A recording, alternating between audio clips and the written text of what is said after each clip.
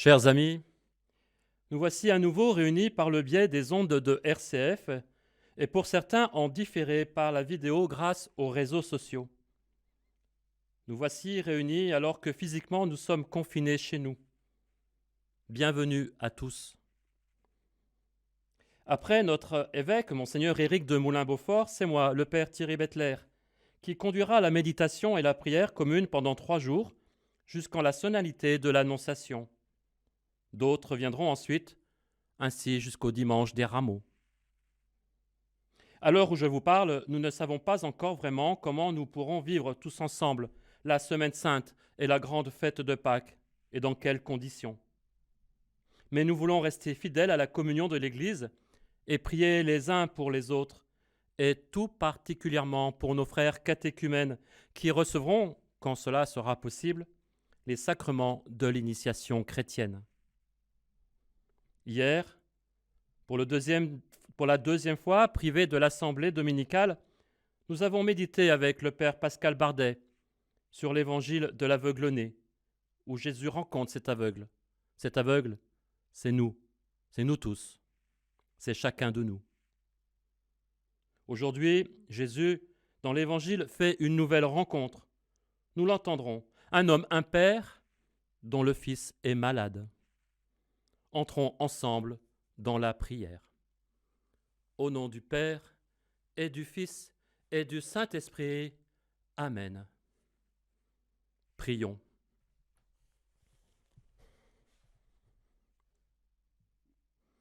Dieu qui renouvelle ce monde au moyen de tes sacrements, fais que ton Église progresse par ses biens du ciel et ne manque jamais de tes secours ici-bas, par Jésus-Christ, ton Fils, notre Seigneur, qui vit et règne avec toi dans la communion de l'Esprit, aujourd'hui et pour les siècles des siècles.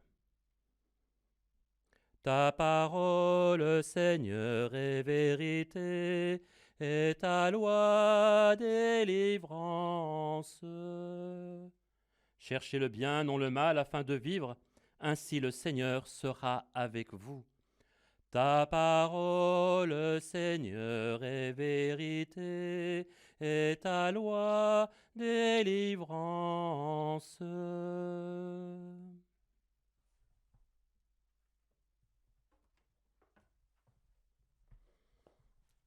Dans l'évangile de Jésus-Christ selon saint Jean.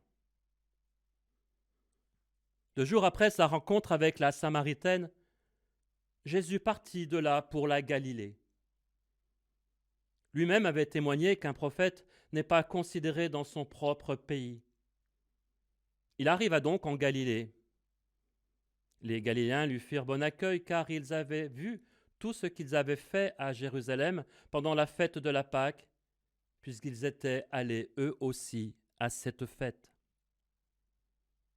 Ainsi donc, Jésus revint à Cana de Galilée, où il avait changé l'eau en vin. Or, il y avait un fonctionnaire royal dont le fils était malade, à Capharnaüm. Ayant appris que Jésus arrivait de Judée en Galilée, il alla le retrouver. Il lui demandait de descendre à Capharnaüm pour guérir son fils, qui était mourant. Jésus lui dit, « Si vous ne voyez pas de signes et de prodiges, vous ne croirez donc pas ?» Le fonctionnaire royal lui dit, « Seigneur, descends avant que mon enfant ne meure. » Jésus lui répond, « Va, ton fils est vivant. » L'homme crut à la parole que Jésus lui avait dite, et il partit. Pendant qu'il descendait, ses serviteurs arrivèrent à sa rencontre et lui dirent que son enfant était vivant. Il voulut savoir à quelle heure il s'était trouvé mieux. Ils lui dirent, « C'est hier, à la 7e heure, c'est-à-dire au début de l'après-midi, que la fièvre l'a quitté. » Le père se rendit compte que c'était justement l'heure où Jésus lui avait dit, « Ton fils est vivant. » Alors il crut, lui, ainsi que ces gens de sa maison. Tel fut le second signe que Jésus accomplit lorsqu'il revint de Judée en Galilée. Acclamons la parole de Dieu. Louange à toi, Seigneur Jésus.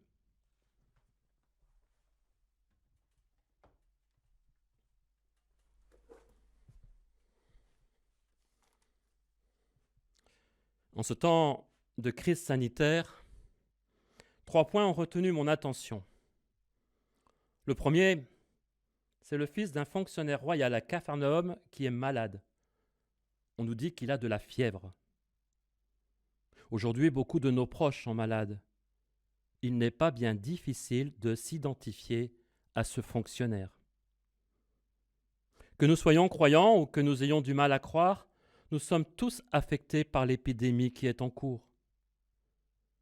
Ce qui nous fait particulièrement souffrir, c'est se sentir impuissant face à la maladie, surtout si c'est un proche qui est malade, un parent âgé confiné en EHPAD et que nous ne pouvons pas visiter, un conjoint au lit avec la fièvre et dont je n'ai pas grand-chose à faire que de lui donner du paracétamol en craignant le pire, un enfant éloigné qui ne peut me rejoindre et dont j'ai peur pour sa sécurité. Le fonctionnaire de l'Évangile, apprenant que Jésus ne passe pas loin de lui, fait la démarche d'aller le trouver. Il lui demande de descendre dans sa ville pour guérir son fils. Beaucoup d'entre vous, je le sais, je l'imagine, dans le secret de leur cœur, prient pour un proche. Même si d'ordinaire nous ne sommes pas trop assidus à la prière, Jésus passe dans notre vie. Et je l'interpelle. C'est naturel, c'est bien. Nous pouvons nous aider, je le sais. Nous pouvons nous aider pour cela. Nous pouvons nous soutenir les uns les autres dans la prière. Nous pouvons prier les uns pour les autres. C'est même ainsi que commence ce que nous appelons la communion des saints, au moins découvrir que nous sommes solidaires dans la prière avec ceux sur terre, avec ceux déjà au ciel. Alors que le mal cherche à le refermer sur lui-même, la prière ouvre notre cœur à la dimension du monde jusqu'au ciel. Bien que nous soyons confinés chez nous, la prière nous rapproche les uns des autres. Au plus beau sens du terme, elle fait de nous un prochain, quelqu'un capable d'aimer.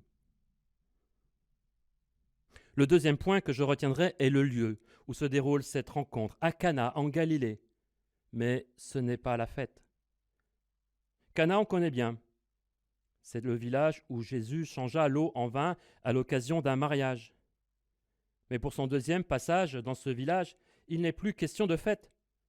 Jésus prévient même qu'il ne sera pas toujours bien accueilli, même dans son propre pays. Aujourd'hui, nous n'avons pas le cœur à faire la fête. Mais pour nous, c'est le moment de l'épreuve. Dans les moments difficiles, nous pouvons voir plusieurs types de réactions. Soit se désoler, chercher des boucs émissaires, ou encore imaginer le pire.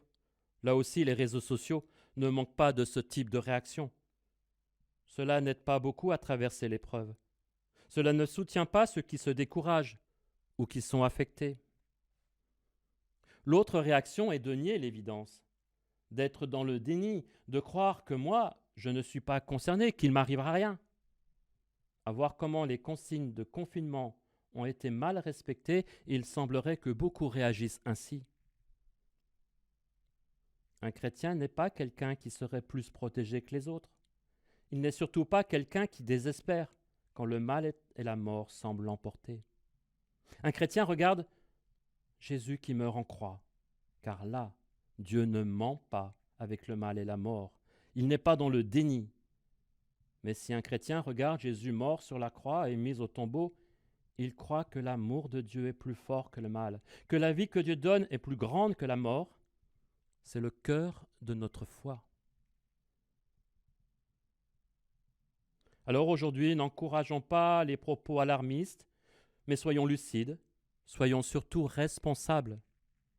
Respectons les consignes qui nous sont imposées, faisons-le par charité pour les autres, à commencer pour le personnel médical. Il nous le demande. Oui, c'est bien d'un acte de charité qu'il est question et qui nous est demandé. Et en ce temps de carême, cela prend tout son sens. Enfin, je prends pour moi l'interpellation de Jésus à son entourage. Si vous ne voyez pas de signes de prodige, vous ne croirez donc pas, dit-il. Le fonctionnaire a cru. avant d'avoir constaté la guérison de son Fils. Et nous, que nous faut-il pour croire ? La foi n'est pas une connaissance réservée à je ne sais quel initié. Elle n'est pas non plus une assurance tout risque qui me protégerait de toutes les difficultés de la vie humaine. La foi est d'abord un acte de confiance en Dieu, lui qui m'a créé par amour, lui qui vient me sauver, toujours par amour en son Fils Jésus. La foi est un acte d'ouverture du cœur, comme on ouvre ses bras à celui qui nous dit qu'il nous aime. Puisque nous nous identifions à ce fonctionnaire, regardons comment il a fait confiance à Jésus, comment il a cru avant de constater la guérison de son Fils. Et lorsqu'on lui annonce sa guérison, sa foi en fut confortée. Qu'il en soit ainsi pour nous. Méditons dans le silence.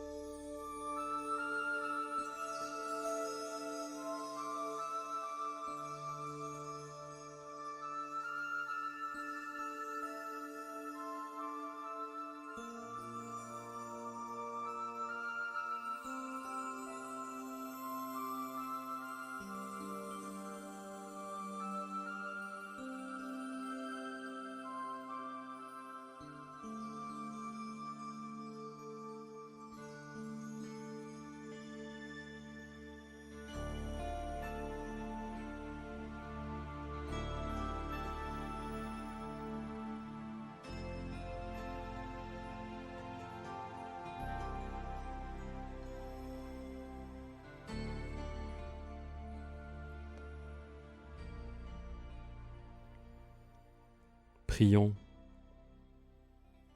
Reçois notre vie, Dieu créateur, comme un sacrifice vivant et saint. Ensemble, Seigneur, ton amour soit sur nous, comme notre espoir est en toi. Seigneur, ton amour soit sur nous, comme notre espoir est en toi. Renouvelle notre cœur, fais-nous connaître ta volonté. Fortifie-nous contre l'esprit du monde, brise nos résistances à ton esprit et ouvre notre cœur à la détresse des autres. Seigneur, ton amour soit sur nous, comme notre espoir est en toi. Éclaire-nous sur nous-mêmes, donne-nous en ce temps d'épreuve d'aimer l'œuvre de tes mains. Apprends-nous à te rencontrer, montre-nous en ce temps de confinement en chacun ta présence et tes dons. Seigneur, ton amour soit sur nous, comme notre espoir est en toi.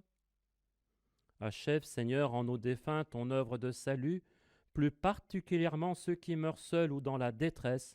Reçois leur vie, Dieu créateur. Seigneur, ton amour soit sur nous, comme notre espoir est en toi. Avec toute l'Église, prions le psaume 129, le De Profundis. Prions-le pour nous-mêmes, prions-le pour ceux qui se sentent abandonnés face à l'épreuve et au mal. Des profondeurs, je crie vers toi, Seigneur. Seigneur, écoute mon appel, que ton oreille se fasse attentif au cri de ma prière. Si tu retiens les fautes, Seigneur, Seigneur, qui subsistera? Mais près de toi se trouve le pardon pour que l'homme te craigne. J'espère le Seigneur de toute mon âme. J'espère le Seigneur, j'attends sa parole. Mon âme attend le Seigneur. Plus qu'un veilleur ne guette l'aurore, plus qu'un veilleur ne guette l'aurore. Attends le Seigneur Israël. Oui, près du Seigneur est l'amour, près de lui abonde le rachat. C'est lui qui rachètera son peuple de toutes ses fautes. Gloire au Père, au Fils et au Saint-Esprit, pour les siècles des siècles. Amen. Confiant dans l'amour du Père, nous prions avec les mots que Jésus nous a donnés.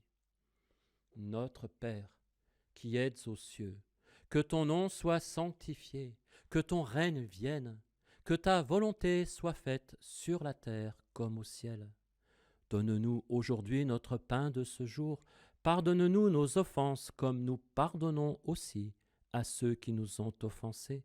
Et ne nous laisse pas entrer en tentation, mais délivre-nous du mal. Car c'est à toi qu'appartiennent le règne, la puissance et la gloire pour les siècles des siècles. Amen. Nous disons la prière diocésaine de ce carême d'épidémie qui nous est proposé par notre évêque. Dieu très bon. Ce carême 2020 est marqué dans le monde entier par l'épidémie du Covid-19. Au long de ces semaines, nous voulons suivre de plus près le Christ Jésus. Il est venu ouvrir un chemin de vie aux pécheurs et donner une espérance aux malades. Ouvre notre cœur à chacun, ouvre le cœur de chacun à une attention délicate aux autres. Que l'Esprit Saint nous inspire comment tirer profit de cette situation pour sortir de nos égoïsmes et accepter de nous comporter de manière responsable pour le monde entier. Fortifie, soutient, protège celles et ceux qui se donnent au service des personnes malades dans les hôpitaux ou en ville. Soutiens aussi les chercheurs. Permets-leur de retrouver sans tarder les voies de la guérison. Envoie ton esprit consolateur à ceux et celles qui sont dans le deuil, qu'il accompagne les malades de sa force, accorde la plénitude de ta vie à ceux qui meurent. Dieu très bon, nous te confions les catéchumènes qui se préparent à être baptisés dès que possible. Qu'ils deviennent avec nous d'authentiques témoins de ton amour plus fort que la mort. Amen. Le Seigneur soit avec vous et avec votre esprit. Que Dieu Tout-Puissant vous garde et vous bénisse, le Père, le Fils et le Saint-Esprit. Amen.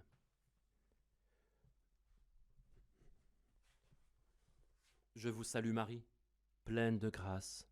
Le Seigneur est avec vous. Vous êtes bénie entre toutes les femmes, et Jésus, le fruit de vos entrailles, est béni. Sainte Marie, Mère de Dieu, prie pour nous pauvres pécheurs, maintenant et à l'heure de notre mort. Amen.